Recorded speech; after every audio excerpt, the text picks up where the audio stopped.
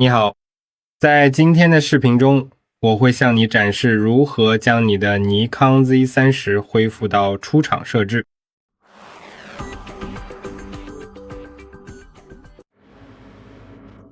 好的，要进行这个操作，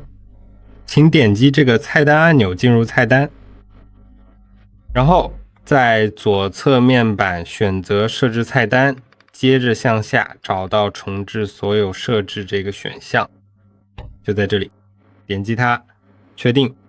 向上点击它，确定，向上，然后点击它，确定。现在屏幕上提示你应该关闭相机，所以请照做，然后你可以重新开机，这样就完全重置了。希望这个视频对你有帮助，别忘了点赞和订阅，我们下期再见。